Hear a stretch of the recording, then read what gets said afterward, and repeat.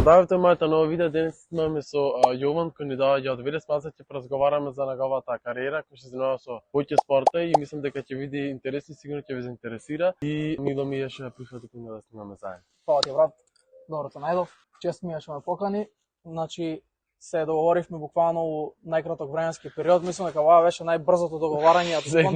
Спонтано така се случи да имам ја обврски баш. Вчера си пишавме, денеска се договоривме за да снимаме, се спонтано буквално испадна дека имам јас обврски во Скопје. Дојдов, се договоривме, снимаме видео. Тоа е тоа, брат. Фала ти на поканата уште еднаш. Ништо ли си спремен? Спремен сум, секогаш, секое време. Ајде, каде идејата за YouTube и кој најповеќе те поддржавате во оваа одлука што се донесе со YouTube? Првен од каде идејата за YouTube, ја мислам дека уште од дете имам желба да снимам и да креирам, пред се да едитирам, да монтирам.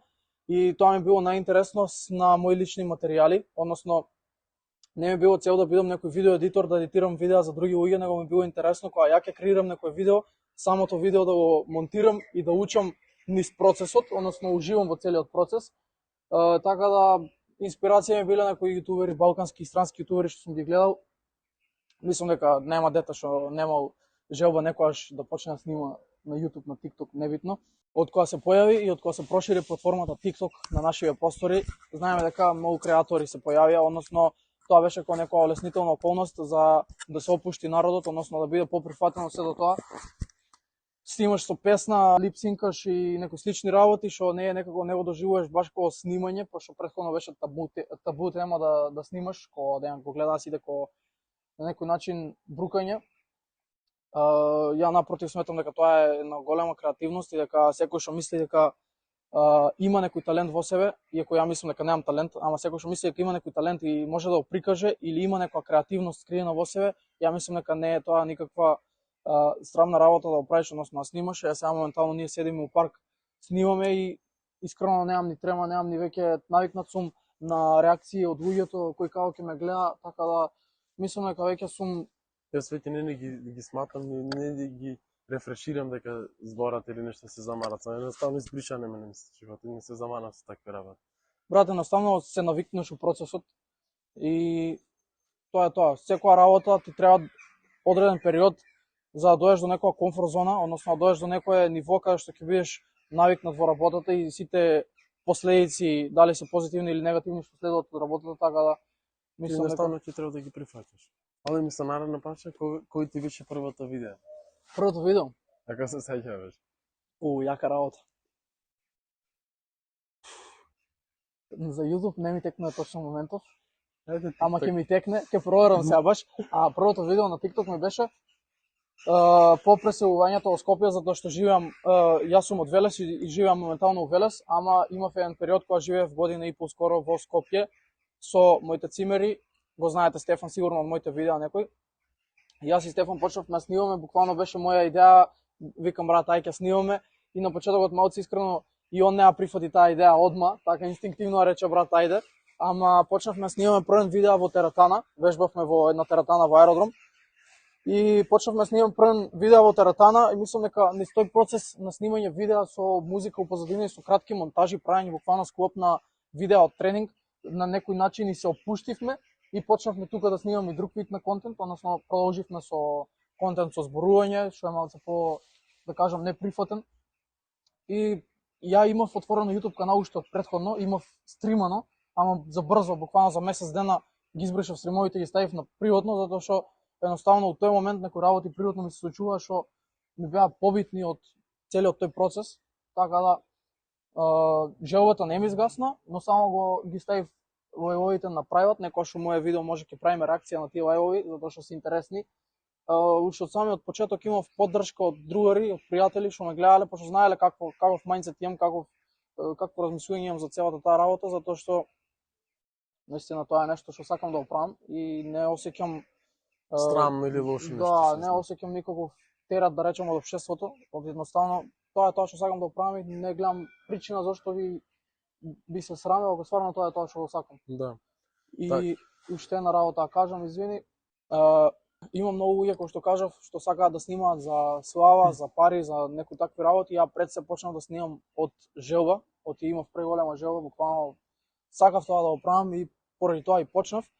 и мислам за тоа и дека не се форсирам, дека немам некоја конкретно определена цел, сакам да стигнам до таа и таа бројка, сакам да стигнам до таа и таа заработувачка, ја константно сум некој човек што настрана имам некои други споредни работи, ја кажам, што ми носеле пари, што буквално не сум морал да гледам работа како бизнис за пари.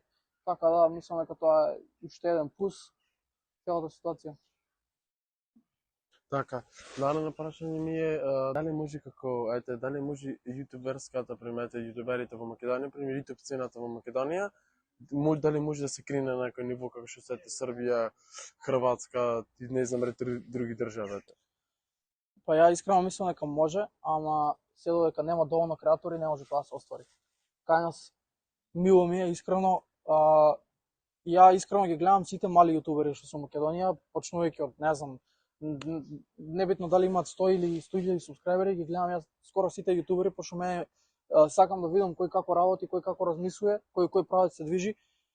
Да не ги набројувам сега, имаме стварно у последно време дечки што почнале да снимаат, сега ќе видиме, времето ќе покаже колку ќе бидат они константни и колку ќе се трудат за да успеат нешто да направат. Ама ја мислам дека ако константно испаѓаат нови креатори, нови јутубери и овие веќе што постојат, ако продолжат да работат, ја мислам дека не е проблем да се направи некоја сцена, како некојаш порано што имало, буквално знаеме у времето на JTMKD шоу, како се викаше, првото јутуберско шоу што беше од страна на со спонзори од Фанта, со GP, со Боби Битбокс, со сите тие, да. Тогаш имаше некои, може би 15-20 креатори. Мислам од тоа сега скрусува некако стабилизирано, умрено. Па тогаш имаше мал биф, да кажам, со целото шоу, затоа што не знам, некои зборуваат се раскарале за пари, некои за ова, некои за онаа, не ме интересира, не ќе да навлегувам, ама мислам дека моментално, освен Лазаров и Мандар што се така поистакнати, сега се истакна и Вања, има и други. Да. Респект за сите што почнале да снимаат, само снимајте, само креирайте. Нека не ве интересира толку многу конкуренција и бизнис за пари, да речам. Са јеби га, пари се потребни во општеството, мораш да живееш од нешто, ама ја мислам дека ако нашето општество не е толку аучно за пари и ако не гледа толку само за корист, ја мислам дека може да се изгради некоја добра заедница која што може да обстои. Така, се согласен потполно со тебе. Друга тема е да оставам малце на YouTube, ето од каде иде, ето ќе почнеме, пошто се занимаваш со бокс, со кикбокс, со ММА и ред други таму спортови, не знам. Ето од каде идете за бокс, пошто бокс мислам дека е најризичен, мислам, не знам, пошто онака дека удар имаш во главата, што знам онака. Па на сите тие спортови што ја кажа имаш удари во главата, освен на бразилска џиу-џица. На бразилска џиу-џица немаш воопшто удари, само борење имаш. Целата таа идеја, искрено, не знам од каде ми се појави таа желба. Знам дека братучет ми е професионален ММА борец и е доста успешен од тоа. И од негде може би пасивно, тоест спореден фактор може би ми бил он, ама мислам дека пресудно беше кога јас и еден другар мој одлучевме дека ќе имаме тератана, а ја тоа уште не одев у тератана. И се сеќам баш дека него му беше срам да отиде у тератана и ми беше како брат, ај дојме тератана. Ја до тогаш бев човек што вежба само дома. Вежбав буквално с клекови стомачни, имав дома некои импровизирани тегови што ги имав направени и вежбав на шипки. И јас сакав на некој начин да се направам шмекер и мангуп и да му покажам дека брат, мене не ми е срам да отидам у тератана. А мене ми беше срам. Да. Ама за да му покажам него тоа, викам ајде брат, ќе име, не е проблем. И отидовме у тератана, почнавме у тератаната. За 2-3 тренинга он дозна дека уствари во истата тератана на вториот спрат има и боречки спортови, односно во тој момент кикбокс и бразилско џиу-џица. Едноставно ни се појави некоја желба, почнавме да тренираме и така некако спонтано се испадна. Почнав на 15,5 години, тренирав негде до кај 17-18 години, па престанав, после се преусмерив со стрикно со тератана, односно само тератана вежба. Да, направив пауза затоа што некако имав во тој момент некои други интереси, односно се преусмерив. Ја никош не сум запрел да тренирам, јас сум дете што цел живот е у спорт. Да не сум тренирал боречки спортови, сум тренирал фудбал, сум тренирал одбојка, сум тренирал имам тренирано одбојка, имам тренирано карате еден период. Јас сум дете што цел живот е у спортот и мислам дека секој треба да спортува. Мислам дека тоа е една многу добра навика што може сами да си ја вградите и може да си изградите некој многу подобар начин на живот со самото спортување, затоа што ги исфрвате сите негативни мисли, сите негативни енергии, целата негативна енергија исфрвате од себе и немате простор за размислување на лоши работи, така да се навратам на паузата. Таа пауза беше пауза од боречки спортови, односно продолжив да вежбам тератана. Поздрав до Бацко ми Стефан.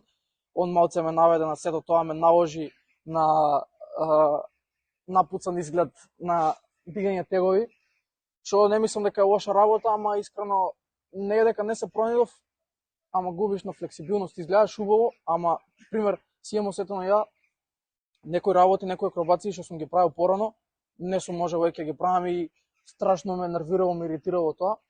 И по враќањето од Скопје, односно од кога се вративме од Скопје, кога се преселивме пак у Велес, почнав пак да тренирам истиот спорт, истата екипа, истиот клуб. Тоа е тоа.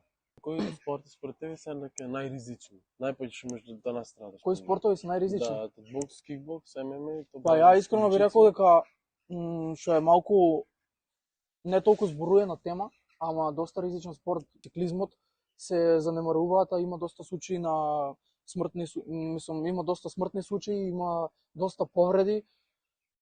Имаш доста спортови што се опасни и секој спорт што ќе почнеш да се занимаваш професионално, ја мислам дека не е здрав и е опасен на некој начин за телото.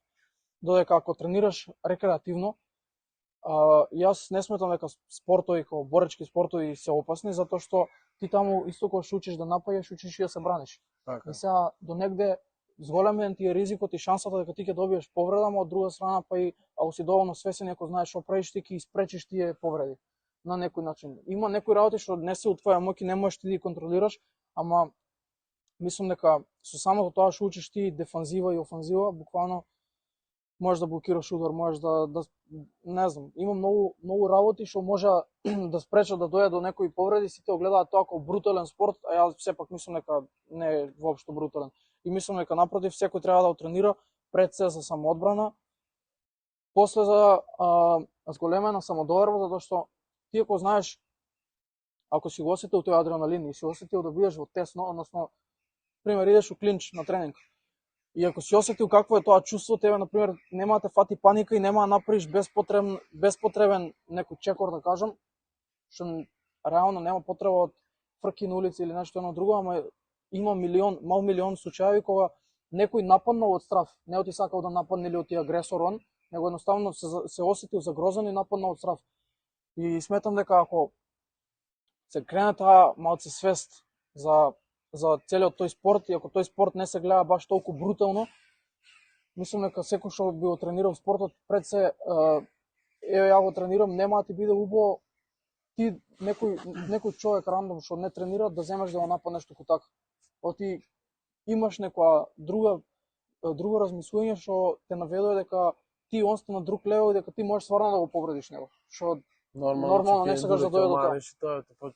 Поќе така некој избеснуваат и јас како што знам пример како што тренираат некој, мислам дека тренерите таму каде има за тапачки таква работа, не мислам да има надвор. Како што знам. Повеќето тренери држава со тоа не знаеш, многу ретко. Па добро, сега не можеме за тоа да зборуваме, за тоа не можеме да знаеме, ама мислам дека повеќето тренери функционираат на начин што никој не ќе да има проблеми само поради тоа што он е тренер. А он може да има проблем од некој негов клиент прави проблеми, сваќаш, да. Се пренесуваат. И мислам дека нема потреба од тоа, дека сите сакаат да ги избегнат тие работи. Така. Ето после ме праши да не те држам многу, што план имаш во иднина, ако можеш нешто да не откриеш? Што планови имам во иднина?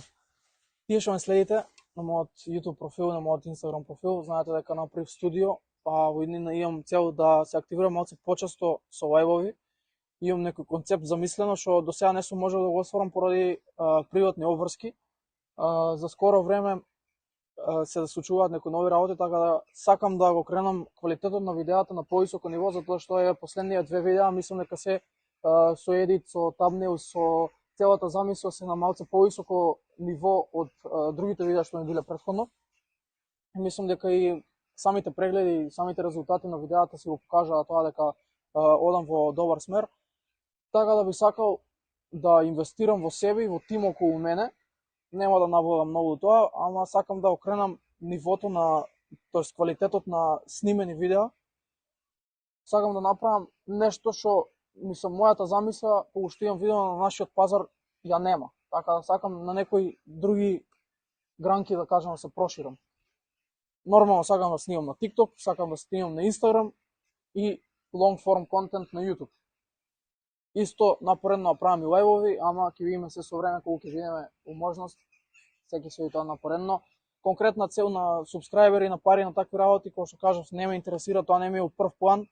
Се што буквално ако има квалитет, јас сметам дека публиката ќе го препознае тоа и секој си дое во свое време. Така, се согласен со тоа. Фала што прифатите на нас. Фала ти, брат.